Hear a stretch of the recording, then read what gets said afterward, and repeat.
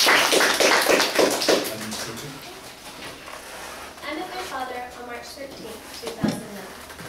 It was a bittersweet meeting because I finally got to meet him, but it was at a price. He had been diagnosed in early November with amyotrophic lateral sclerosis, more commonly known as Lou Gehrig's disease. Now, it's a shame that he became a victim of this disease. He was a very talented man. He had been an excellent drummer his whole life, and he even had his own dental practice where he had made teeth that would later become implanted into patients. As quoted by Nicholas Moragas, MD, Associate Professor of Neurology at Johns Hopkins School of Medicine, every patient you see is dying, so it makes it a challenge to take a step back and treat the patient with respect and enthusiasm, but at the same time realize that it's a tough road for these patients. Today I'd like to inform you of all the detriments of this disease. I'm going to first do this by covering the facts of the disease, who does it affect, and third I will cover the symptoms.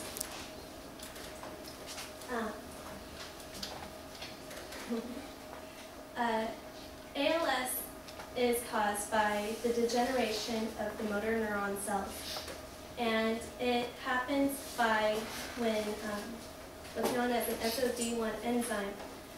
It accumulates. This is more commonly known in familial ALS, which I'll address in a bit. But it starts in the neurons die, and they build up proteinaceous inclusions in their cell axons in their bodies. And what this does is it starts to degenerate the cell, and it doesn't allow the brain to send impulses, initiate or send the impulses to the muscles to control their movement.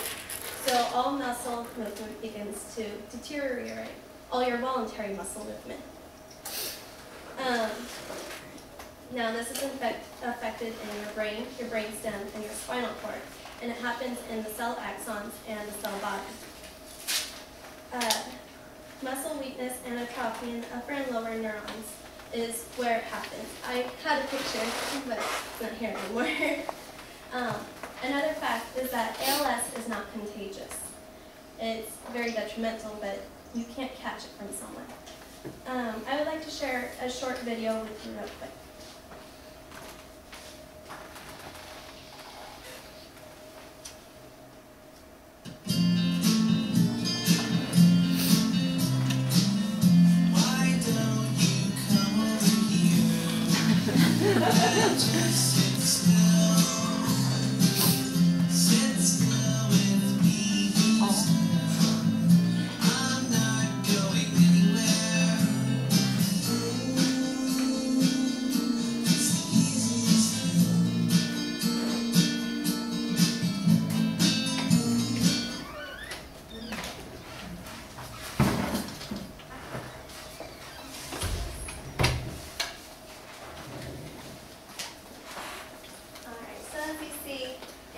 Starts to affect people, well, starting in their arms, which brings me to my next point.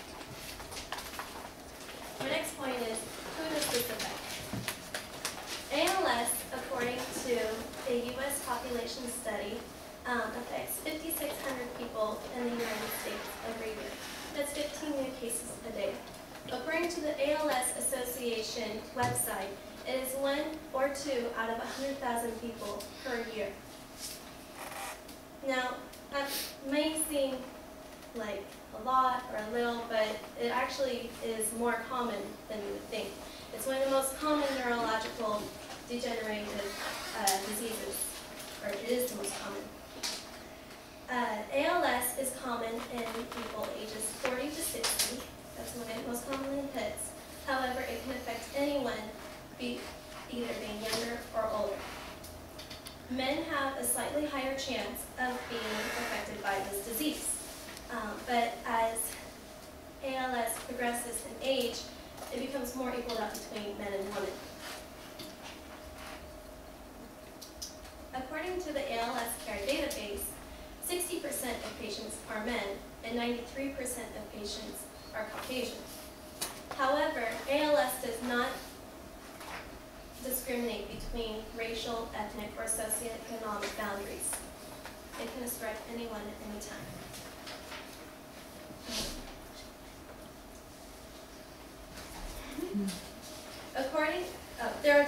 different types of ALS. There is sporadic, which is the most common. It affects 90 to 95% of cases. There's familial, which affects 5 to 10% of cases. And there's Wamania, which was a high case during the Pacific Gulf War in the 1950s. Familial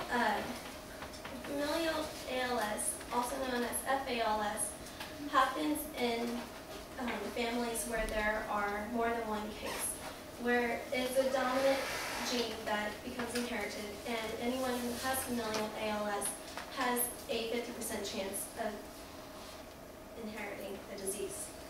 According to Samoya Ray and colleagues in the article titled, "An Intersubunit disulfide bond prevents an in vitro aggregation of a superoxide dimutase 1 mutant linked to FALS on May 4, 2004,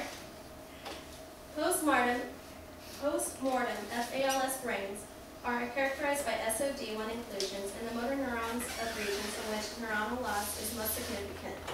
Also, in the Science magazine of September 1998, they found, by Brujan, they found with SOD1, scientists discovered mutations on the gene that produce copper zinc superoxide dimutase SOD1 enzyme were associated with FALS. So in familial patients, what that means is that this enzyme was found more so in the FALS or familial ALS patients. So they have already found a link. Now, my third topic that I would like to bring to you are the symptoms. The symptoms include slurred speech, twitching, loss of your muscle movement. There are two different onsets. Onset is subtle, but there are bulbar and then there is lumbar. In the lumbar, patients start to notice that they can't use their arm or manual dexterity, such as buttoning a shirt. They may have trouble running, and it's more common by 75%. And in bulbar patients, which is 25%, they start to notice that their speech becomes slurred, there's nasality, there's a loss of volume, and it's less common, 25%, which balances it out. There's cramping inside and stiffness of muscles, and even my father, he would constantly ask for back massages all the time. So, in conclusion, I have told you today about the facts of ALS, who it affects, and the symptoms. Now, Scott and many other patients have suffered greatly from this disease, and I hope that I have informed you all today in hopes of bringing out a sense to find a cure for this disease.